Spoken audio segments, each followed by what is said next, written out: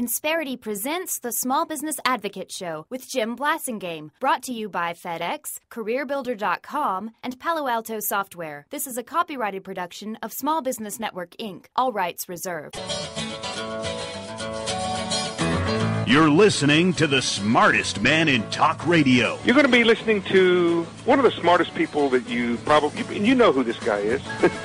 It's me. He's Jim Blasingame. I am smart. I am smart. S-M-R-T. I mean S-M-A-R-T. The Small Business Advocate.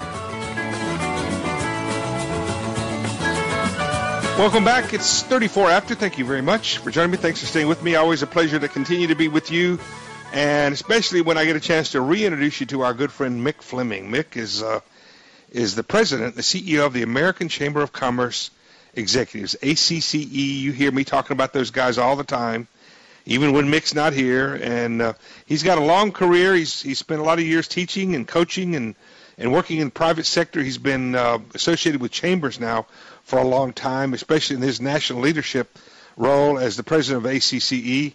And he's here to talk to us about a trip he took recently. Mick Fleming, welcome back to the show. Jim, it's great to be here. It's always a pleasure to have you back.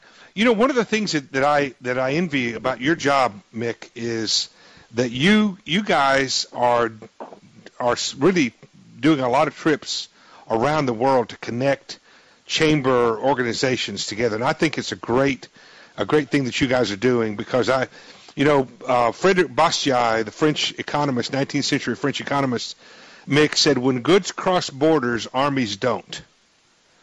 And the work that you're doing with these chambers around the world is, in my opinion, is a manifestation of that. The more we can do business together, the less likely we are to fight each other. What do you think? Oh, I think it's true, and I think the relationships just get established in ways that lead to humor and understanding, and just in sort of accountability to each other. That's just such a wonderful thing. And then the transactions and the business aspects of trade are just healthy for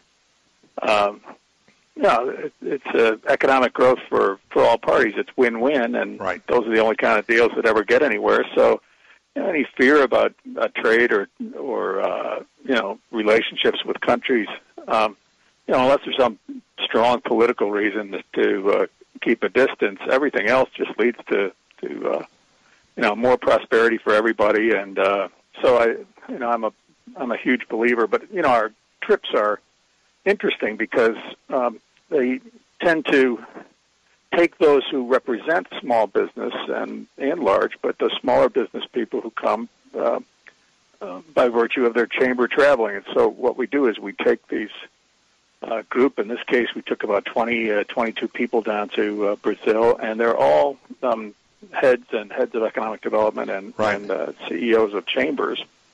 And so this elite group. Mick, hold on. I want to talk about that a little more in detail in the next segment.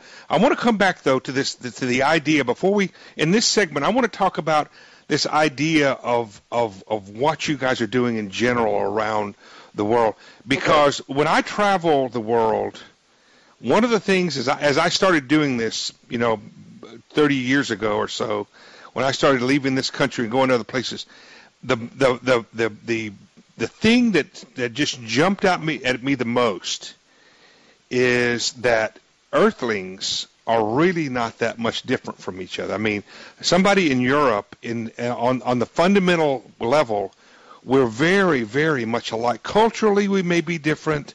Our tastes are different, but fundamentally, people want of wherever they may be, they want the fundamental same things, don't they? Oh, absolutely. They want, a good life for their kids. They want a sense of community where they can feel connected to each other. They want some sort of future that has some security. Self-determination. They are curious. They are intellectually curious no matter where you go. They want to know about you, and they want to share. It's absolutely true. And even when the pride that they take in their country, and I don't mean this is kind of, ultra nationalism or flag waving, just the things they're proud of. Whether it's their health of their youth or the excitement around a port or those getting the Olympics or whatever. It's just they get excited about it, and their passion is great to listen to and infects you. But those things that are so similar are what make trade a natural thing for us to do with each other.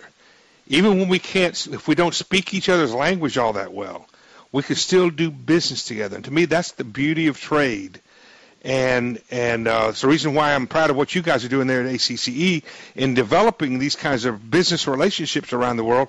When we come back, as I said, Mick and a bunch of other folks just got back from a trip to Brazil, developing something down there. I've been to Brazil. It's been about 25 years, I guess, since I've been to Brazil. And we're going to get Mick to tell us what he found down there and why we should care. 20 till the hour. I'm Jim Blasingame. Stay with me. Move to New York, New York's fine, but it ain't. Insperity presents the Small Business Advocate Show with Jim Blasingame, brought to you by FedEx, CareerBuilder.com, and Palo Alto Software. This is a copyrighted production of Small Business Network, Inc., intended for the private use of our audience. Except as otherwise provided by copyright law, all other copying, redistribution, or publication without prior written consent is prohibited. All rights reserved.